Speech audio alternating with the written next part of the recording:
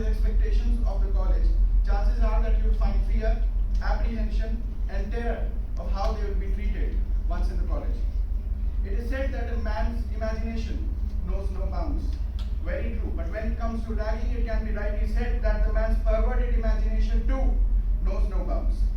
From what was intended to perceive good humor and harmless fun to students, ragging today has now assumed torturous, vulgar, and inhumane forms, defying all norms of decency and morality. Ragging has several aspects, among which are sociological, social, political, economic, cultural, and academic dimensions.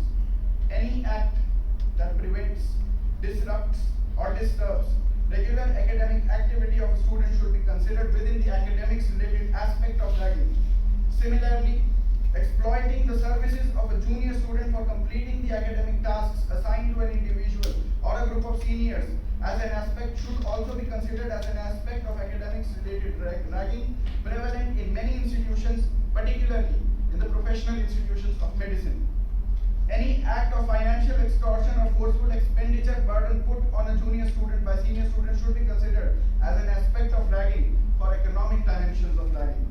Any act of physical abuse, including all variants of it, sexual abuse, homosexual assaults, stripping, forcing obscene and lewd acts, gestures causing bodily harm and other dangers to health or person can be put in the category of ragging with criminal dimensions. Any act or abuse by spoken words, emails, snail mails, public insults should be considered within the psychological aspects of ragging. This aspect would also include perverted pleasure, vicarious or sadistic thrill from actively or passively participating in the discomforture of others, absence of preparing freshers in the run-up to their admission to higher education, and life in hostels can also be ascribed as psychological aspect of ragging.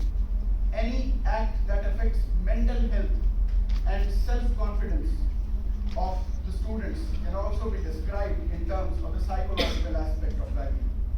The human rights perspective of ragging involves the injury caused to the fundamental right of human dignity through humiliation heaped onto the junior students by the seniors, often resulting in extreme step of suicide by the victims.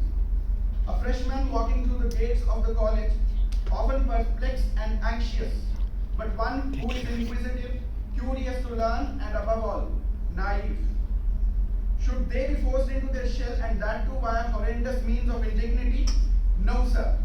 Every student is an asset to the nation, a walking human resource at the disposal of the college to be turned into the country's wealth. He needs to be supported, not uprooted. He deserves care, not fear. He deserves freedom, not confinement. Thank you. Jai Hind.